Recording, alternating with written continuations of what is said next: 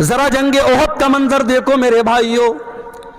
جنگ احد میں چند مسلمانوں کی غلطی سے جیتی ہوئی جنگ ہار گئے مسلمان, اور جنگ کا پاسا پلٹ گیا اور جیتی ہوئی جنگ مسلمان ہار گئے. بڑے غور سے سننا میرے بھائیوں, جنگ مسلمان ہار گئے, اللہ کے نبی زخمی ہوئے, آپ کا چہرہ لہو لہان ہو گیا, اور 70 صحابہ کرام بھی شہید ہو گئے. یہ سب کچھ کب ہوا؟ جنگ احد کے اندر, غزوہ احد کے اندر. نبی موجود ہیں اور اس دنیا کے سب سے بہترین لوگ یعنی مسلمان صحابہ کرام موجود ہیں, اس کے باوجود صحابہ کرام کے رہتے ہوئے اور نبی کے رہتے ہوئے یہ جنگ مسلمان ہار گئے. آج ہمیں اور آپ کو کیا لگتا ہے؟ ارے بھائی ایسا کیسے ہو سکتا ہے؟ جب ہم اللہ کے ماننے والے, اللہ کے دین پر چلنے والے, ایسا کیسے پاسبل ہے؟ ہماری مسجدوں کے ساتھ کوئی غلط کیسے کر سکتا ہے؟ ہماری مسجدوں پر کوئی انیائے کیسے ہو سکتا ہے؟ یہ تو اللہ کی عبادت کا گھر ہے. ہمیں ایسا لگتا ہے کہ نہیں لگتا؟ یہ سوال پیدا ہوتا ہے کہ نہیں ہوتا ہے؟ اب ذرا سوچو میرے بھائی, ہم تو بڑے گرے پڑے مسلمان ہیں, ہم لوگ تو بڑے گنہگار مسلمان ہیں, سر سے پیر تک گناہوں میں لت پت ہیں. سوچو جب صحابہ کے دور میں یہ حالت ہوئی ہے, ایک غلطی, صرف ایک غلطی کی ہے صحابہ نے, چند صحابہ نے, جن کو اللہ کے نبی نے تعینات کیا تھا پہاڑی کے اوپر, یہاں سے ہٹنا نہیں, 50 لوگوں کو تعینات کیا تھا, اور جب جنگ مسلمان جیت گئے اور مال غنیمت کو حاصل کرنے لگے تو ان 50 میں سے 40 صحابہ وہاں سے ہٹ گئے اور صرف 10 لوگ بچے, اور خالد بن ولید رضی اللہ تعالیٰ عنہ جو ابھی مسلمان نہیں ہوئے تھے, انہوں نے پیچھے سے حملہ کر کے جیتی ہوئی جنگ کا پاسا پلٹ دیا اور مسلمان جنگ ہار گئے. ایک غلطی کی وجہ سے مسلمان یہ جنگ ہار گئے. اس کے بعد جب مسلمان مدینہ آئے, پتہ چلا کہ مشرکین مکہ بہت بڑا لشکر لے کر کے دوبارہ حملہ کرنے والے ہیں, دوبارہ حملہ کرنے والے, اور مدینہ کو ختم کرنا چاہتے ہیں, اور مدینہ کے سارے مسلمانوں کو ختم کرنا چاہتے ہیں. اللہ کے نبی نے اپنے صحابہ سے کہا, اے میرے صحابہ, ہم دشمن کا ویٹ نہیں کریں گے, ہم دشمن کا انتظار نہیں کریں گے. اے میرے صحابہ, ہم دشمن کا آگے بڑھ کر کے مقابلہ کریں گے. صحابہ کرام نے کہا, اللہ کے نبی ہم زخمی ہیں, ہمارے بدن سے خون بہ رہا ہے, ہماری تو مرہم پٹی بھی ابھی ڈھنگ سے نہ ہوئی ہے. آپ نے فرمایا, اے میرے صحابہ, ہم کسی چیز کا انتظار نہیں کریں گے, ہم اسی حال میں دشمن کا مقابلہ کرنے کے لیے جائیں گے. میرے پیارے بھائیوں, دنیا نے دیکھا, آسمان نے دیکھا, زمین نے دیکھا کہ نبی کے صحابہ زخمی حالت میں, ان کے بدن سے خون بہ رہا ہے, ان کے باڈی پر زخموں کے نشانات ہیں, ان کے بدن سے خون رس رہا ہے. اسی حالت میں مدینہ سے حمراء الاسد نام کے مقام تک جاتے ہیں اور دشمن کا مقابلہ کرنے کے لیے مدینہ سے چل کے جاتے ہیں. دشمنوں کو پتا چلا کہ مسلمان پھر سے آئے, دشمن کی ہمت نہ بڑھی اور دشمن واپس چلا گیا. قرآن کریم میں اللہ اس کا تذکرہ کرتے ہوئے فرماتا ہے, للذین احسنوا من بعد ما اصابهم القرح.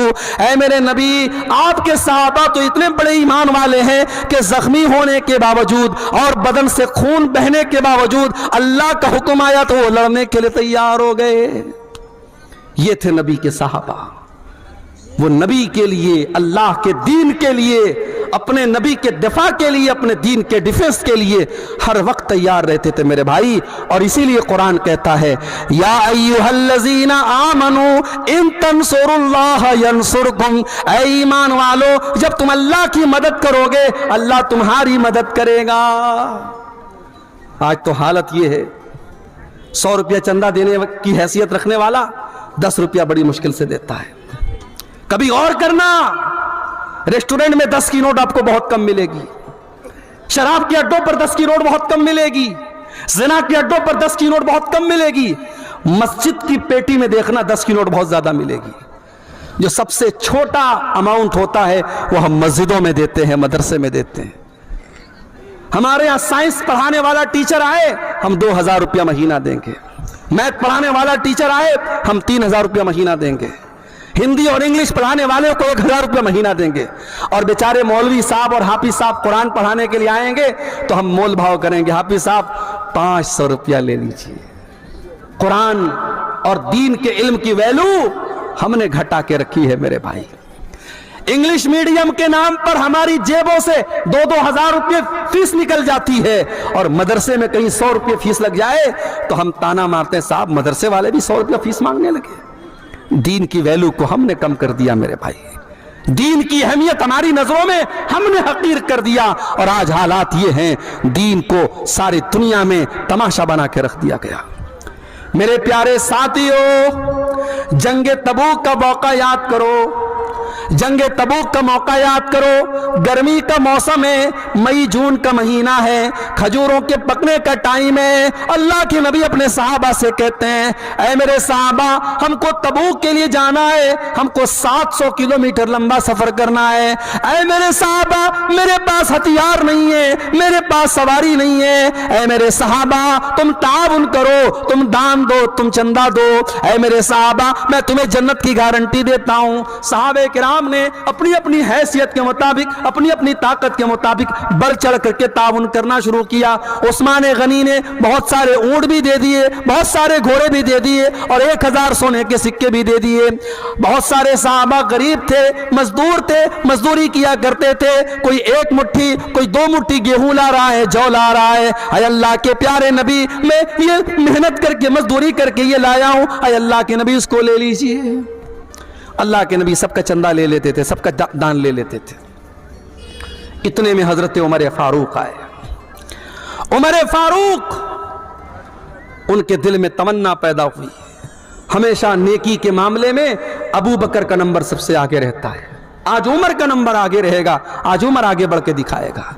उमर फारूक अपने घर आते हैं, अपने सारे घर के माल को इकट्ठा करते हैं, और सारे माल को 2 हिस्सों में डिवाइड करते हैं, और आधे माल को घर छोड़ते हैं, और आधे माल को बोरे में, पैकेट में पैक करते हैं, और नबी अकरम के पास लाके रख देते हैं। अल्लाह के नबी पूछते हैं, माँ अब कई तल अहलिक, ऐ उमर, घर वालों के लिए कुछ छोड़ के आए हो कि नहीं आए हो? हजरत उमर कहते हैं, ऐ अल्लाह के नबी आप फिक्र न करें, अब कई तो लहुमुन निस्फा, मैं आधा लाया हूं और आधा छोड़ के आया हूं, आधा लाया हूं, आधा छोड़ के लाया हूं, आप चिंता न करें, आप फिक्र न करें। अब हजरत उमर इंतजार कर रहे हैं कि अब देखें अबू बकर क्या लाते हैं। हजरत अबू बकर भी थोड़ी देर में आए, उन्होंने भी अपने सामान का झोला ला करके रख दिया। नबी ने पूछा, माँ अब कई तल अहलिक, ऐ अबू बकर तुमने घर वालों के लिए क्या छोड़ा है? ओ लोगों, अबू बकर की जुबान पर क्या जवाब आया? अबू बकर की जुबान पर क्या जवाब आया? शायर कहता है नबी ने जो पूछा कि क्या साथ लाए, तो सिद्दीक अकबर के होठों पे आया, वहां मालो दौलत की क्या है हकीकत, जहां जा लुटाने को दिल चाहता है। अबू बकर सिद्दीक कहते हैं, अब कई तो लहुमुल्लाह व रसूलहू, ऐ अल्लाह के नबी, मैं अपने घर वालों के लिए अल्लाह को छोड़ के आया हूं, उसके रसूल को छोड़ के आया हूं। ऐ अल्लाह के नबी, मैं घर में कुछ भी नहीं छोड़ा, मैंने घर में झाड़ू लगा दिया, मैं सब लेके आया हूं। आज अल्लाह के दीन को मेरे माल की जरूरत है। ऐ अल्लाह के नबी, अब मैं अपने घर में कुछ छोड़ के नहीं आया। ये नबी के सहाबा थे। मेरी प्यारी माँ और बहनों, आज वो जज्बा हमारे और आपके अंदर नहीं है। अल्लाह की मदद कहां से आएगी? हमारी जिंदगियों में दीन की कोई हैसियत नहीं है। हमारी 24 घंटे में हम अगर गौर करें, हम दीन के लिए कितनी मेहनत कर रहे हैं और दीन के लिए हम क्या कर रहे हैं मेरे भाइयों, हम कुछ नहीं कर रहे हैं। अल्लाह का वादा तो सीधा सीधा है, इन तंसुरुल्लाह यंसुरकुम, जब तुम अल्लाह के दीन की मदद करोगे अल्लाह तुम्हारी मदद करेगा। गज़वे उहुद का वो मंजर भी याद करो मेरे भाई। एक औरत आती है, बताया गया तेरा भाई शहीद हो गया है, तेरा बाप शहीद हो गया है, तेरा शौहर शहीद हो गया है। बाप के मरने की खबर सुनी, भाई के मरने की खबर सुनी, शौहर के मरने की खबर सुनी, सारी मुसीबतों पर सब्र कर लिया और फिर कहती है, ओ लोगों ठीक है, मेरे बाप का इंतकाल हो गया, मेरा भाई शहीद हो गया, मेरा शौहर शहीद हो गया, मुझे ये बताओ कि अल्लाह के रसूल का क्या हाल है। लोगों ने कहा अल्लाह के रसूल बिल्कुल सही सलामत है। उसने कहा नहीं, जब तक मैं अपने नबी का दीदार न कर लूं, जब तक मैं अपने नबी को देख न लूं, मुझे चैन नहीं मिल सकता। लोगों لوگوں نے دیدار کرایا, لوگوں نے دکھایا دیکھو یہ اللہ کے نبی ہے. جب اللہ کے نبی کو دیکھتی ہے تو کیا کہتی ہے؟ کل مصیبت بعدک جلل یا رسول اللہ, اے اللہ کے نبی آپ کے رہتے ہوئے ساری مصیبتیں میرے لیے آسان ہیں. اے اللہ کے نبی آپ زندہ ہیں, آپ صحیح سلامت ہیں, مجھے باپ کے جانے کا, مجھے بھائی کے جانے کا, مجھے شوہر کے جانے کا کوئی دکھ نہیں ہے. اللہ کے دین کے لیے اپنا سب کچھ قربان کرنے کا جذبہ تھا میرے بھائیوں صحابہ کے اندر. وہ جذبہ ہمارے اندر نہیں ہے. جب تک یہ جذبہ ہم پیدا نہیں کریں گے ہم اور آپ اللہ کی مدد کے حقدار نہیں ہو سکتے. آج تو حالت یہ ہے, نوجوان ہے, پیسہ کما رہا ہے, اچھا پیسہ کما رہا ہے, بلڈر ہے, اچھی کھیتی باڑی ہے, اس کے پاس لاکھوں کا مالک ہے, اس سے کہو بھائی حج کر لے, عمرہ کر لے, کہتا ارے مولوی صاحب ابھی کتنی عمر ہے, ابھی 40 سال کا ہوں, حج کر لوں گا داڑھی رکھنی پڑ جائے گی, حج کر لوں گا 5 ٹائم کی نماز پڑھنی پڑے گی, حج کر لوں گا چوری بےایمانی نہیں کر پاؤں گا, لوگ کہیں گے حاجی صاحبوں کے یہ سب کام کرتا ہے. ابھی تھوڑا گل چھرے اڑا لینے تو 50-60 سال کے ہو جائیں گے, پھر حج بھی کر لیں گے, عمرہ بھی کر لیں گے. مجھے بتاؤ 40 سال والوں, کیا تم لکھوا کے لائے ہو کہ تم 50 سال تک زندہ رہو گے؟ کیا اس بات کی گارنٹی ہے کہ تمہیں آئندہ کوئی بڑی بیماری نہیں ہوگی؟ اتنی چھوٹی سی عمر میں نے اپنی آنکھوں سے دیکھا ہے میرے بھائیوں, اپنی آنکھوں سے دیکھا ہے کتنے نوجوانوں کو اپنی آنکھوں سے دیکھا ہے. کوئی ایکسیڈنٹ میں مارا گیا, کوئی گھر سے نکلا تھا سیر و تفریح کرنے کے لیے, میری وائف, میری اہلیہ کے خالہ کا بیٹا تھا, حافظ قرآن تھا, بڑا نیک بچہ تھا, عالم بھی تھا, گھر سے نکلا تھا, بقرعید کا موقع تھا, عید الاضحیٰ کا موقع تھا, اور اگر میری یادداشت دھوکہ نہیں کھا رہی شاید 4تھا دن تھا. دوستوں کے ساتھ بنارس میں وہ تفریح کرنے کے لیے, گھومنے کے لیے بائک سے نکلا, اور میری اہلیہ اپنے مائکے میں تھیں, اور ان کی جو خالہ تھیں, جو اس لڑکے کی ماں تھی, وہ بھی اپنی بہن کے گھر آئی تھیں. اور بقرعید کا تہوار آپ جانتے ہیں کھانے پینے کا تہوار ہے, طرح طرح کی ڈشز کھائی جا رہی ہیں. نوجوان لڑکا گھر سے نکلا ہے, تہوار کا ٹائم ہے, بقرعید کا موقع ہے, وہ گھر سے یہ سوچ کر کے نکلا ہے کہ چلو ہم خوشی منائیں گے, ہم تھوڑا دوستوں کے ساتھ سیر و تفریح کریں گے.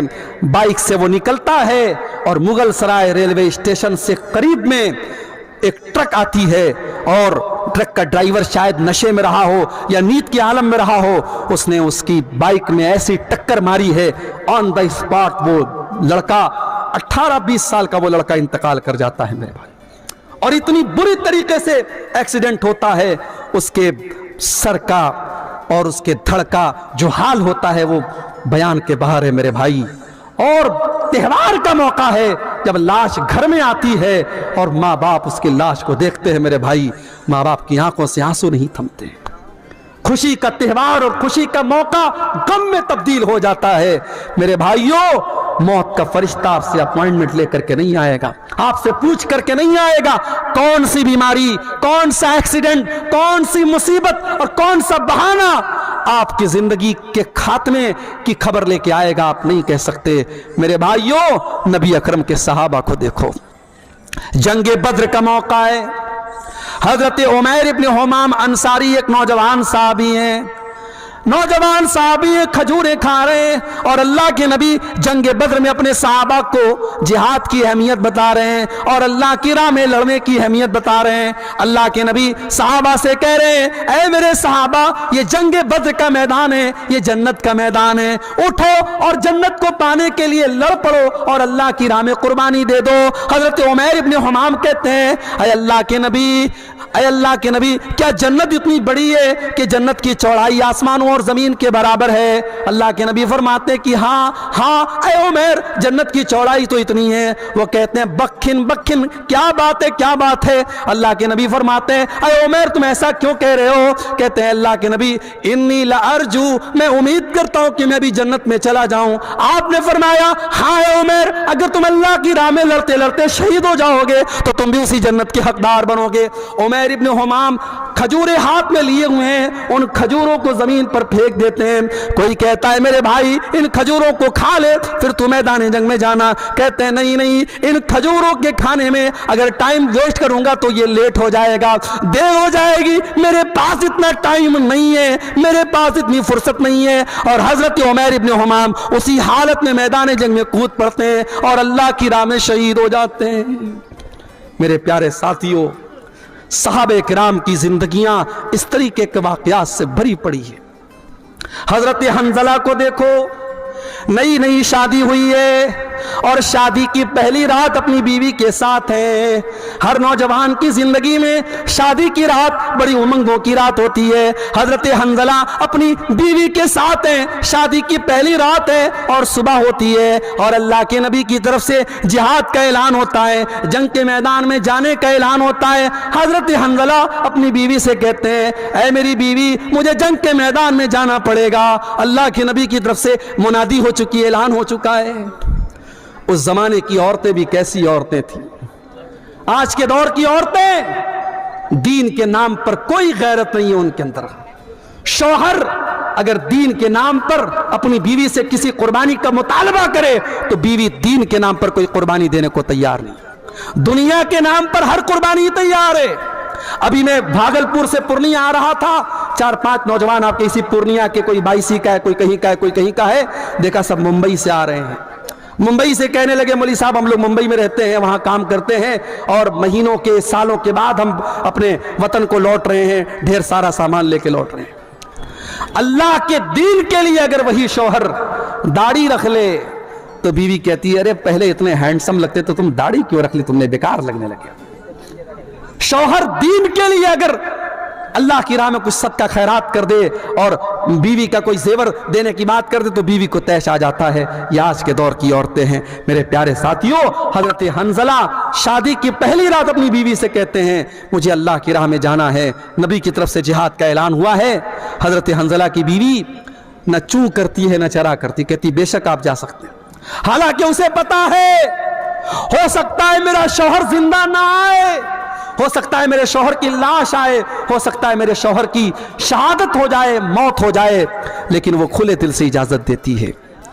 जिहादे मोहब्बत की आवाज गूंजी, कहा हंजला ने ये दुल्हन से अपनी इजाजत अगर दो तो जामे शहादत लबों से लगाने को दिल चाहता है।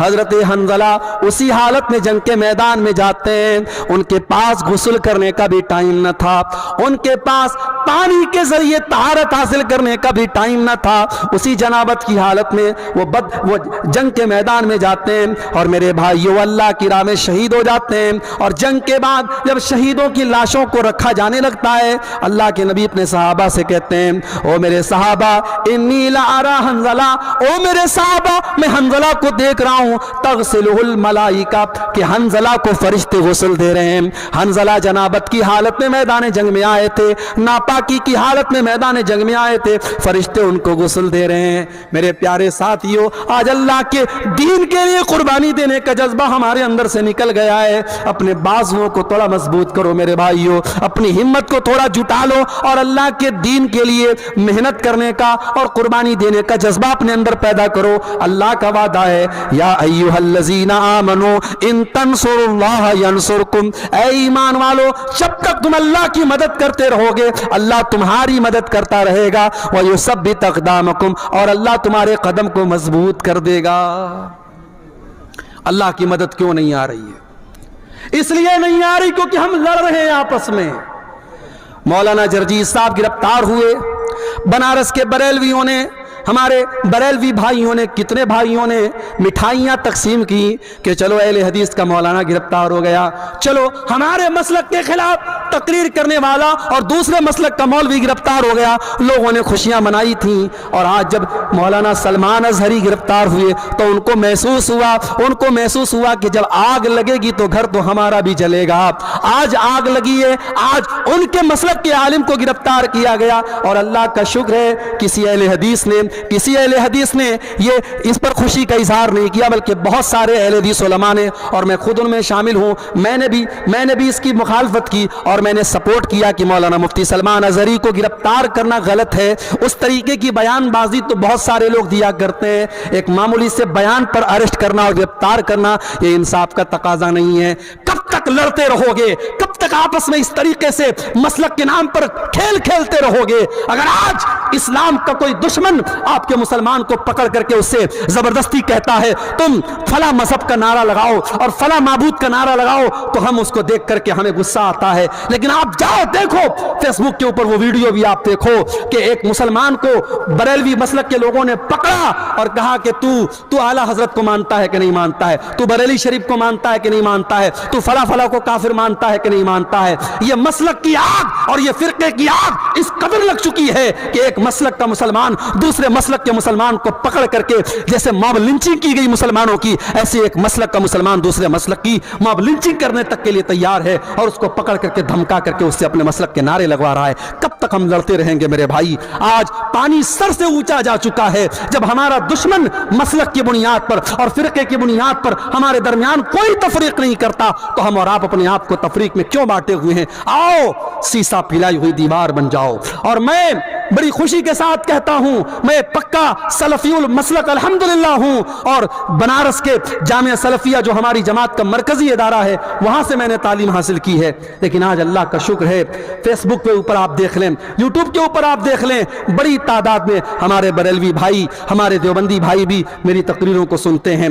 और यही मेराज का, शबे मेराज का मौका था जिसको आमतौर से लोग शबे मेराज मानते हैं। हालांकि हमारा ये अकीदा नहीं है, हम ये तो मानते हैं कि अल्लाह के नबी को मेराज हुई, मगर मेराज कौन सी रात हुई, कौन से महीने में हुई, ये कंफर्मेशन हमें हदीसों की रोशनी में नहीं मिलता। लेकिन आमतौर से लोग 27 रजब को शबे मेराज मानते हैं कि उसी रात में मेराज हुई।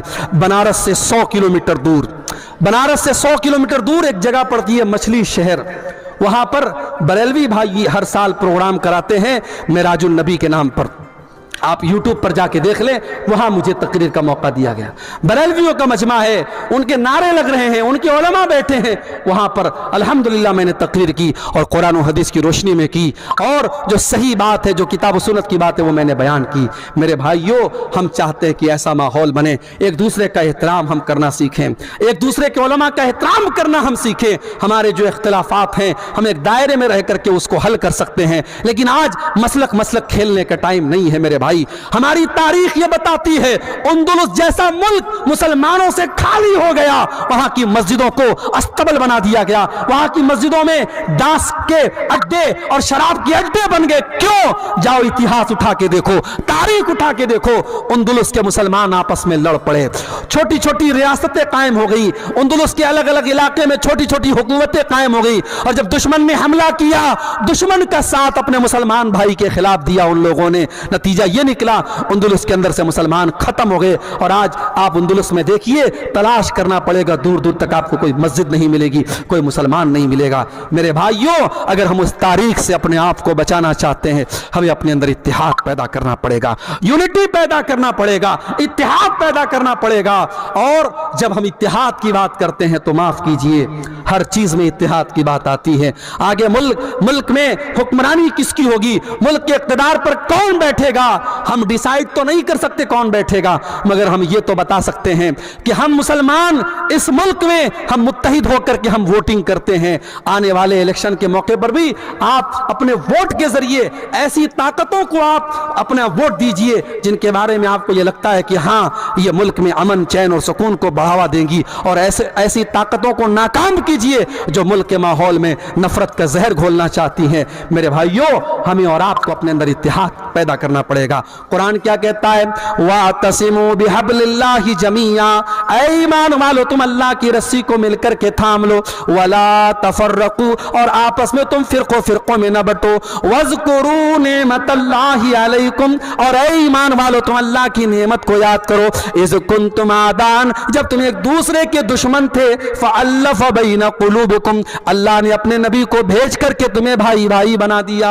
आज तो हालात ये हैं, एक सगा भाई अपने सगे भाई की जमीन पर नाजायज कब्जा करके बैठा है, ایک سگا بھائی، دونوں ایک ماں کے بچے ہیں، ایک پیٹ سے پیدا ہوئے ہیں، ایک باپ کا خون دونوں کی رگوں میں دوڑ رہا ہے، لیکن سگا بھائی اپنے سگے بھائی کی زمین پر ناجائز قبضہ کر کے بیٹھا ہے، سگا بھائی اپنے بھائی کے خلاف عدالت میں کیس لڑ رہا ہے، اور اس کو معلوم ہے زمین میری نہیں ہے، جائیداد میری نہیں ہے، میرے بھائی کی ہے، مگر پیسے اور زمین اور جائیداد کی ایسی لالچ ہے، اپنے بھائی کے خلاف کیس لڑ رہا ہے۔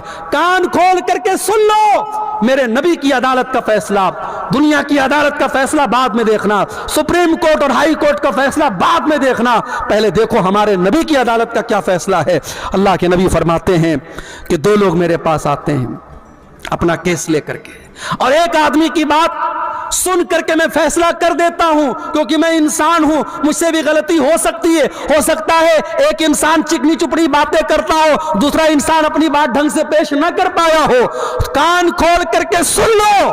اللہ کے نبی فرماتے ہیں اگر میں نے فیصلہ غلط کر دیا، جس کی زمین نہیں تھی، جس کی جائیداد نہیں تھی، جس کا حصہ نہیں تھا، اس کو میں نے دے دیا، فَإِنَّمَا أَقْطَعُ لَهُ قِطْعَةً مِّنَ النَّارِ، کان کھول کر کے سن لو، میں اس کو زمین کا ٹکڑا نہیں دے رہا ہوں، میں اس کو جہنم کی آگ کا ٹکڑا دے رہا ہوں۔ او لوگو، اپنے بھائی کی، اپنی بہن کی زمین آپ نے ناجائز طریقے سے ہتھیا بھی لی، آپ نے زمین نہیں ہتھیائی، آپ نے بلڈنگ نہیں لی، آپ نے گھر نہیں لیا، آپ نے کھیت نہیں لیا، آپ نے تو جہنم کا ٹکڑا لے لیا، آپ نے تو بہت بڑا گھاٹے کا سودا کر لیا۔